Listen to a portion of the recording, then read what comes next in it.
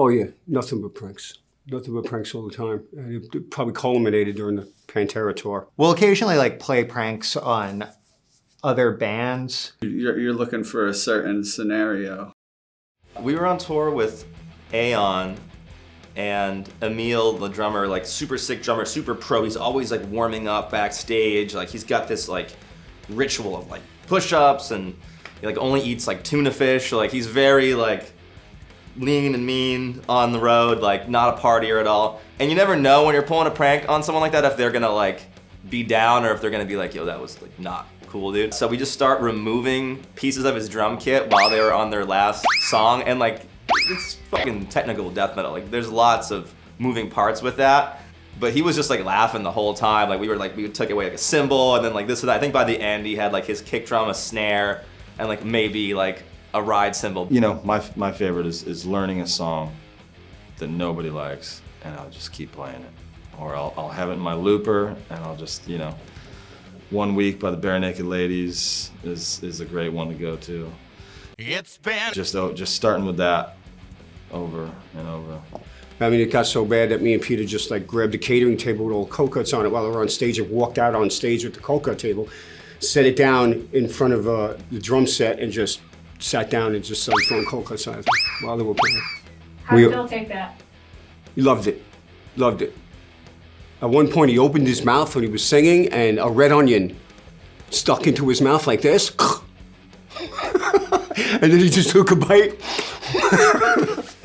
The Metal Masters Tour, which had Judas Priest, Heaven and Hell, and Motorhead. Chuck Billy and Phil Campbell, they'd already had this slight rivalry because Chuck convinced Phil that he had this playmate friend that had a crush on him and really wanted to meet him. And he said, you know, she's in our dressing room. Go in the dressing room and say hi. And it was an inflatable blow-up doll. The very last day of the tour, it was our hometown Bay Area show. We get to near the end of the set. We take our pause. We move to the side of the stage, and we think some representative from Bill Graham Presents is going to come out. Instead, a horse comes out on stage.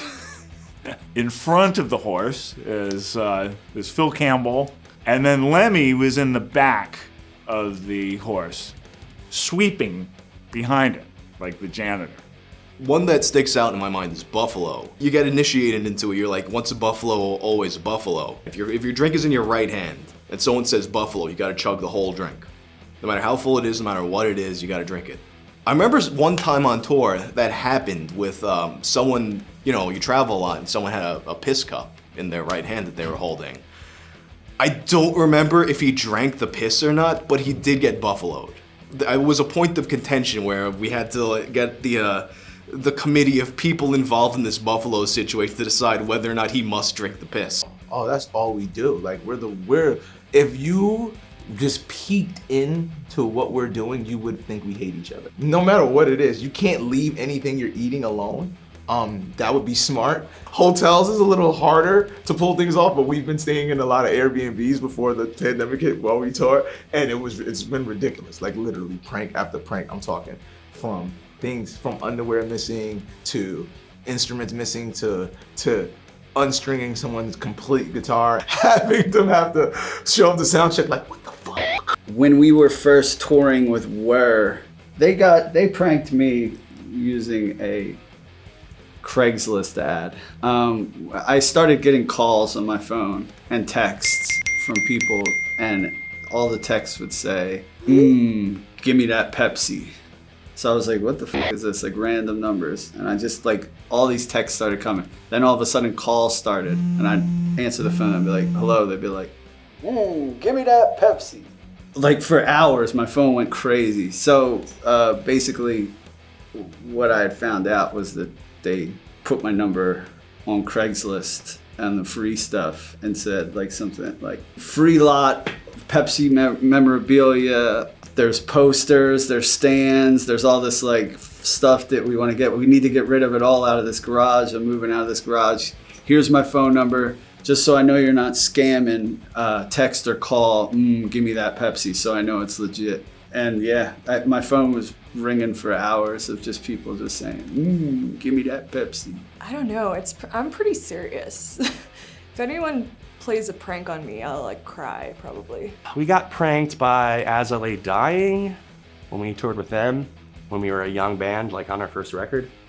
They put a dead possum that was pregnant under our windshield wiper, and like that was enough pressure to like shoot out a bunch of babies all over the hood of the van as well. So it was insanely gross, and it was not what I expected from the what we then knew as the Christian Good Boys. It was with our at the time merch guy, Kwame was one of our best friends. What up, Kwame? So eventually we started getting hotel rooms, and then we would get like 2, you know, and we would split it up. And we had a group where it was me, our drummer Josh, and Kwame, the merch guy.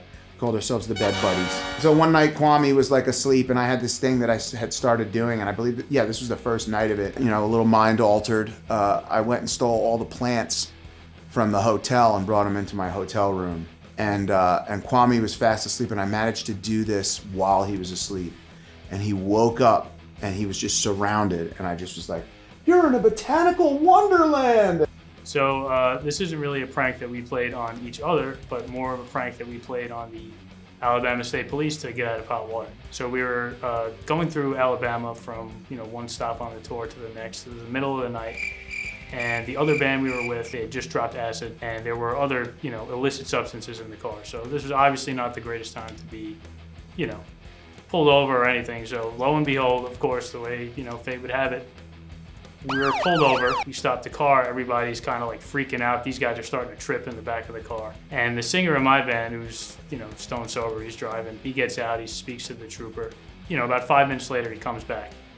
And he's like, all right, I guess we're free to go. So we're like, listen, man, like, what'd you do? Like, why are we okay to go? He's like, well, I convinced this guy that we were a Christian rock band on tour, spreading the faith. He bought that?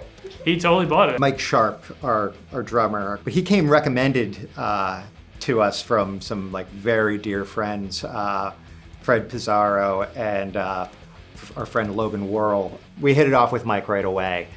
Logan wouldn't shut up about how great Mike was. So me and Mike Sharp decided that we were going to manufacture a van feud between us, and we were gonna act like we don't get along. I would say yeah, I guess he's fine, that kind of thing. And Sharp would go back and say, yeah, I think Berdan doesn't really like me very much, but I can't really tell. Anyway, when we played in Logan City, which is Austin, Texas, I stayed at Logan's house, and I slept in the guest room. I was woken up at 9 in the morning by Logan standing over my bed, being like, thinks Mike Sharp's just okay. What do you mean Mike Sharp's just okay? What the fuck does that mean, just okay? He's just mumbling. Logan's a great dude, but Logan can be fucking scary. I got up maybe an hour later and had to be like, look, man, yeah, we're great. Please don't hurt me. We rip into each other ruthlessly. It's like the foundation of our friendship. Honestly, if we weren't so ruthless with each other, we wouldn't enjoy each other's company as much, but also we know what to expect from the other person because we are so ruthless with one another. It's just everything's very much out in the open. Can you share a story? No, I don't want to get canceled.